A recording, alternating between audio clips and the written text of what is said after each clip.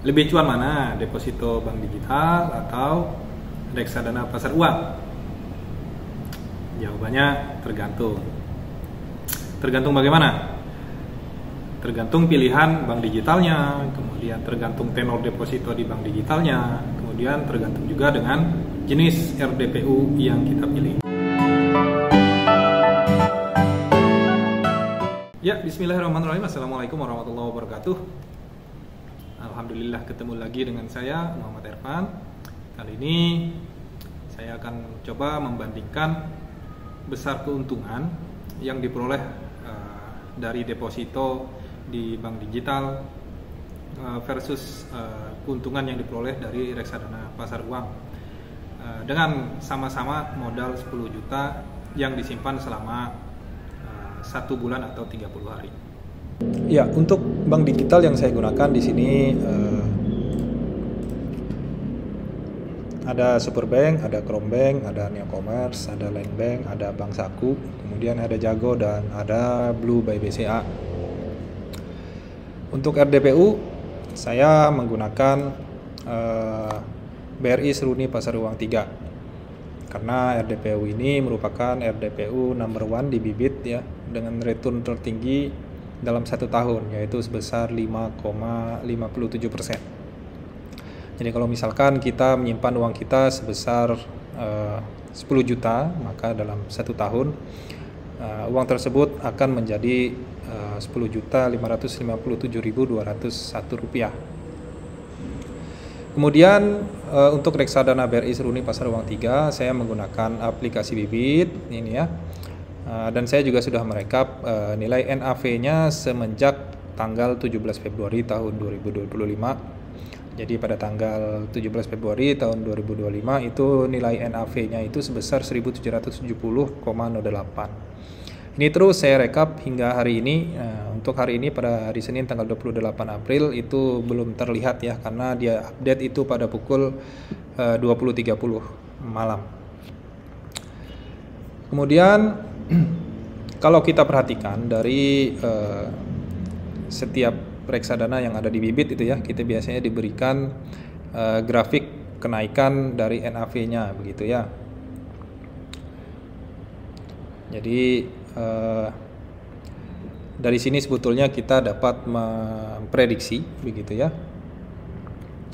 Seandainya kita naruh uang kita sebesar 10 juta, maka untuk bulan depan kira-kira uang yang kita dapatkan itu berapa, itu dapat kita prediksi.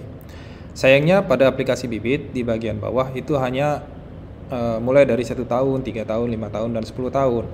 Tidak ada yang 6 bulan, 3 bulan, 1 bulan, bahkan dalam 1 minggu masih belum ada. Jadi kita mau tidak mau harus menghitung sendiri selisih kenaikan harga NAV untuk 7 hari, 30 hari, kemudian 90 hari maupun 180 hari atau 6 bulan. Nah, di sini tadi saya sudah merekap NAV-nya, kemudian dari rekapan NAV ini saya plotkan untuk saya prediksi harga NAV-nya ya. Mulai dari tanggal 17 Februari 2025 hingga pada 17 April 2025 ya.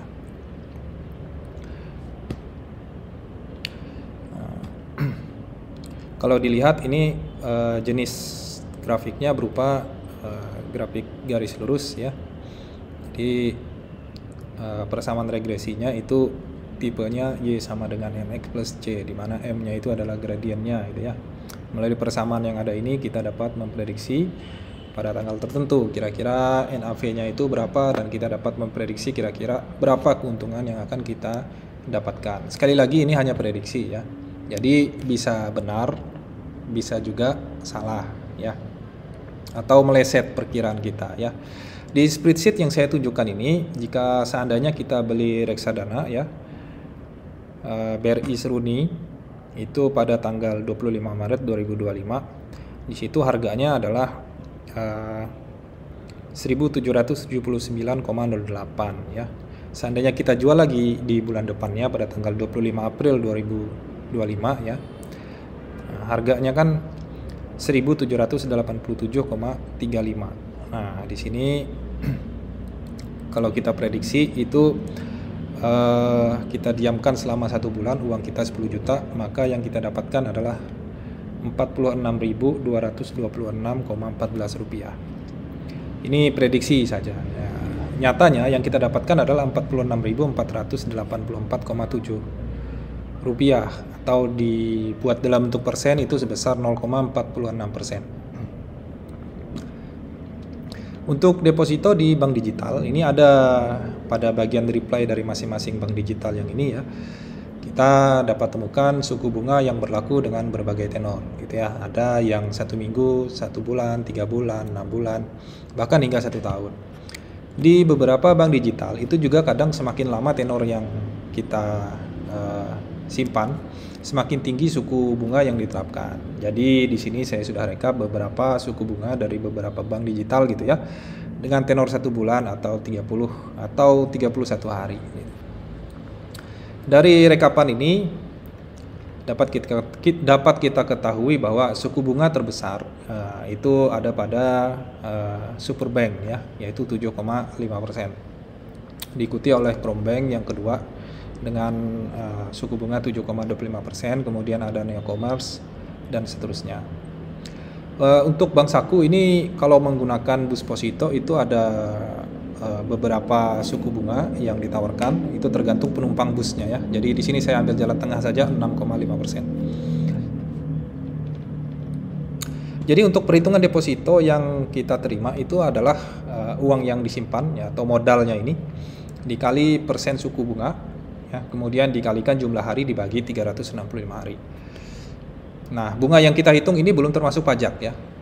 Kalau total aset yang kita miliki di suatu bank digital itu lebih besar sama dengan 7,5 juta atau 7.500.000, maka kita akan dikenakan pajak pada bunga yang kita dapatkan itu sebesar 20%. Tetapi ada juga bank digital lain yang kalaupun kita depositokan uang kita itu di bawah 7.500.000 rupiah, nah, tetapi kita tetap kena pajak 20%. Misalnya pada Krombank ya, itu kita akan tetap kena pajak.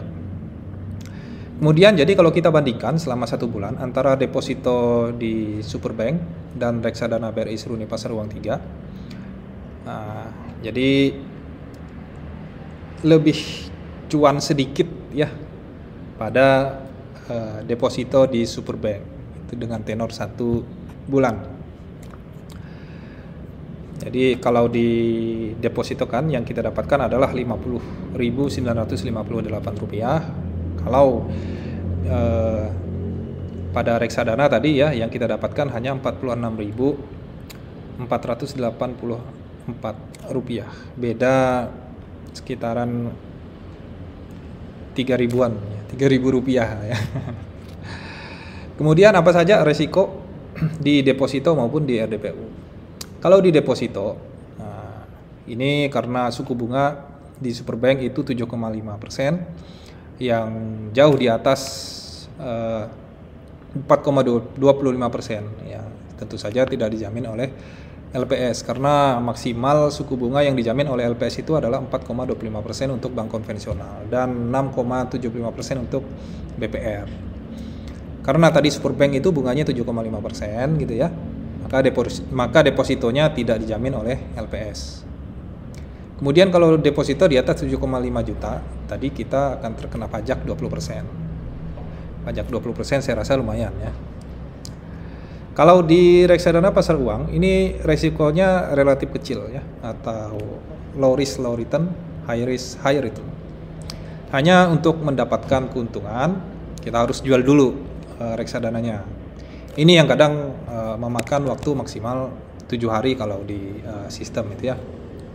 Namun kelebihannya di beberapa reksadana itu ada yang dapat dicarikan secara instan, itu yang ada gambar petirnya itu ya. Nah, biasanya dapat dicarikan secara instan. Namun maksimal pencairan secara instan itu adalah 98% biasanya.